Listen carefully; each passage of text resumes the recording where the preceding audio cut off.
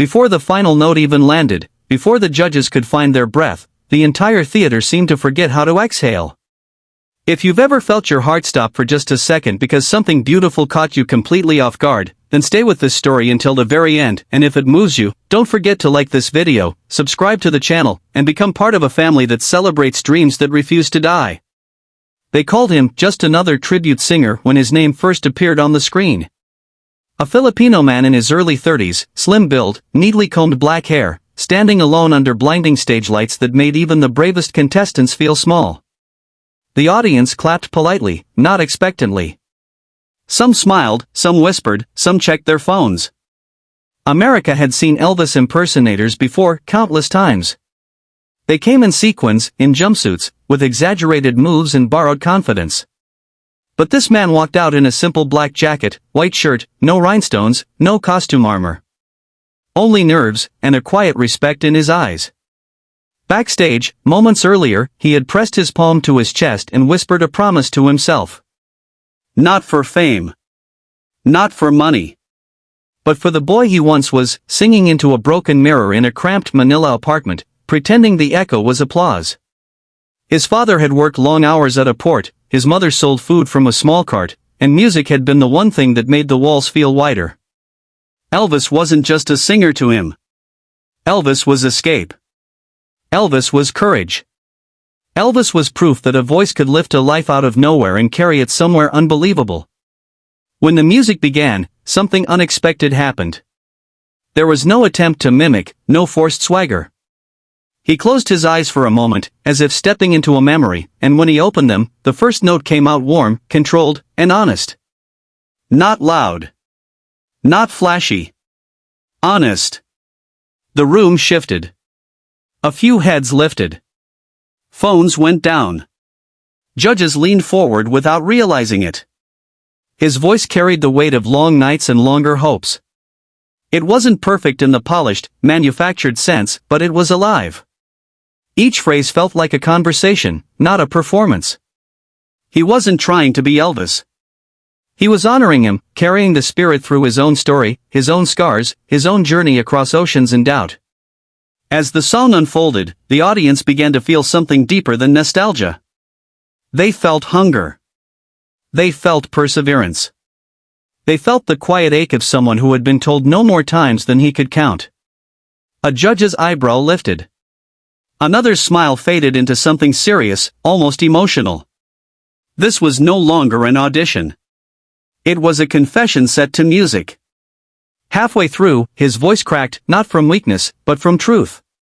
And instead of breaking the moment, it shattered every remaining wall between him and the room. A woman in the audience wiped her eyes. A man nodded slowly, as if recognizing a piece of his own struggle in a stranger's voice. He remembered, in that moment, the small performances back home. Weddings where the microphone cut out. Bars where people talked over his songs. Family members who loved him but worried, asking when he would choose a real job. He remembered selling his guitar once to pay rent, then buying it back months later with borrowed money because life without music felt heavier than debt. When he reached the final section, something electric took over. He stood taller. His voice rose, not in volume, but in conviction. The notes soared, filling every corner of the theater, reaching places people forgot were empty inside them. The last note hung in the air like a held breath, and when it finally faded, silence followed. Not awkward silence. Sacred silence. Then the room exploded. People leapt to their feet. Applause crashed like thunder. Cheers echoed. Judges stood, one after another, clapping not just for talent, but for courage. One judge had tears in their eyes, shaking their head as if trying to understand what had just happened. Another pressed their hand to their chest, clearly moved beyond words. When the feedback came, it wasn't technical.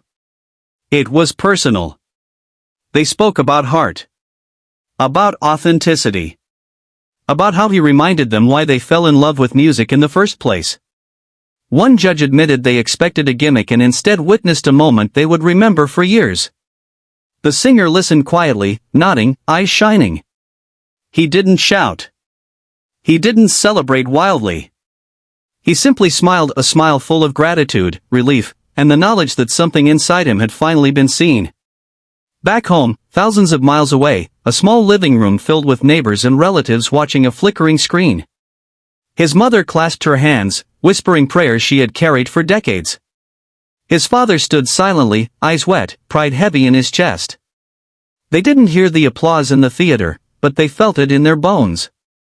That night, social media lit up. "Who is he?" people asked. "I didn't expect that. I cried." Clips were shared, reactions recorded, comments poured in from strangers who felt inspired to pick up old dreams they had set aside. He became more than a contestant. He became a reminder. The next morning, he woke up in a small hotel room, sunlight spilling across unfamiliar walls. For the first time, the future didn't feel like a question mark. It felt like a door open, waiting.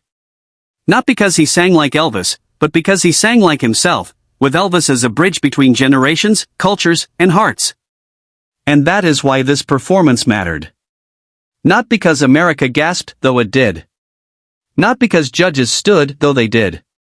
But because one man proved that honoring your roots while telling your own story can still stop the world for a moment. If this story touched you, if it reminded you why dreams are worth chasing no matter how long it takes, please like this video and subscribe to the channel.